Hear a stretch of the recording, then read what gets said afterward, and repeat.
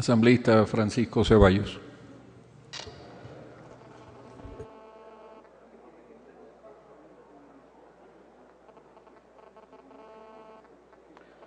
Gracias, señor presidente, colegas asambleístas. Quisiera hacer la intervención con una presentación.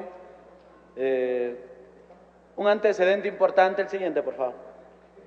Un antecedente importante es que las comunas, las comunidades, pueblos y nacionalidades indígenas ya y siempre han ejercido esta titularidad colectiva sobre la forma de expresar, conservar y promover su cultura entre los múltiples derechos que poseen las comunidades y pueblos indígenas.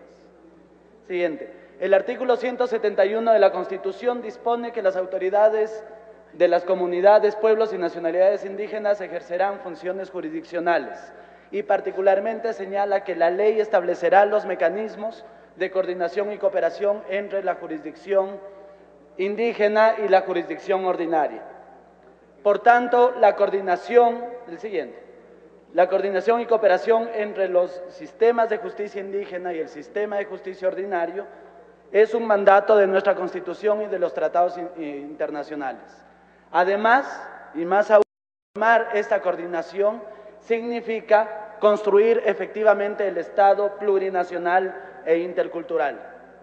La actual Constitución, en su artículo 171, equipara las facultades jurisdiccionales de la justicia indígena con la ordinaria y particularmente otorga la capacidad de pueblos y nacionalidades indígenas para crear, aplicar, desarrollar y conservar su derecho propio.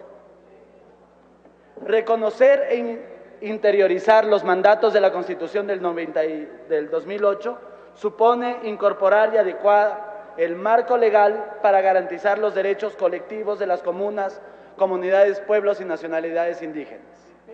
Esta ley abona entonces en la concreción del Ecuador plurinacional e intercultural. Sin embargo, aunque estemos de acuerdo como Movimiento Ruptura con el contenido del proyecto de ley, debemos recordar que ésta requiere de la consulta prelegislativa, como lo han mencionado varios colegas asambleístas. Primero, tomando en cuenta el convenio 169 de la OIT sobre pueblos indígenas, que particularmente señala en el artículo 6 que es necesario consultar cada vez que se prevean medidas legislativas o administrativas susceptibles de afectarles directamente, y esta consulta debe promover o tiene una finalidad de llegar a un acuerdo o lograr el consentimiento acerca de las medidas propuestas.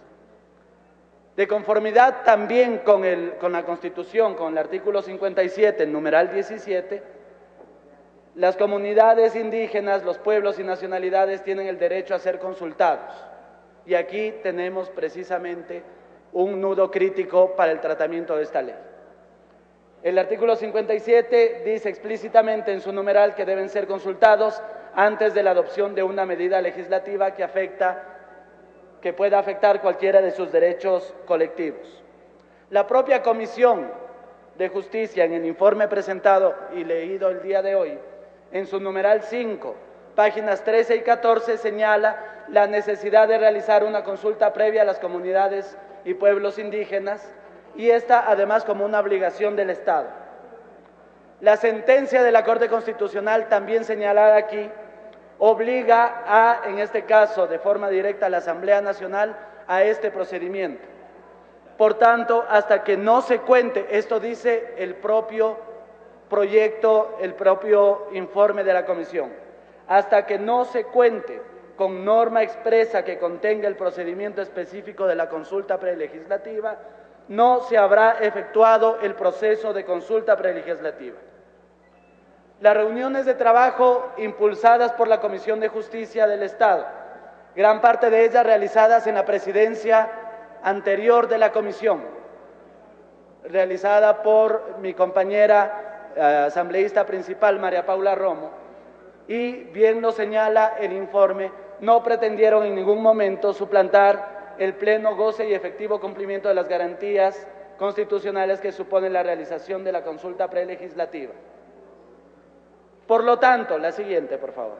No existe norma que establezca la consulta previa en este momento.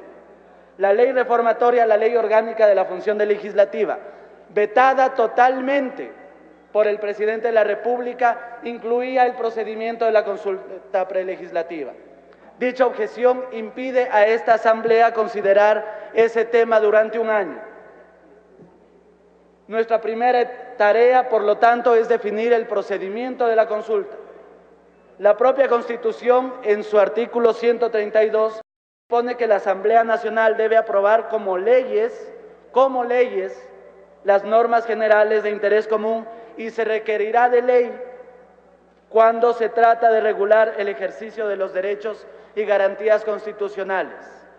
Más aún, la consulta prelegislativa debe inscribirse en una ley orgánica conforme a lo que establece el mandato en el artículo 133 de la Constitución, donde señala que, comillas, serán leyes orgánicas las que regulan el ejercicio de los derechos y garantías constitucionales. En este sentido, no es posible reglamentar el tema de la consulta previa, pues no se trata de un simple trámite interno de la Asamblea Nacional, sino se trata de un derecho colectivo. Por lo tanto, cualquier iniciativa que desconozca los derechos colectivos de comunas, comunidades, pueblos y nacionalidades indígenas sería inconstitucional. Por tanto, la Comisión, en este caso, debe explicar al Pleno cómo pretende cumplir con el mandato constitucional de realizar la consulta prelegislativa, con qué reglas y en qué etapa del trámite legislativo. Muchas gracias, señor presidente.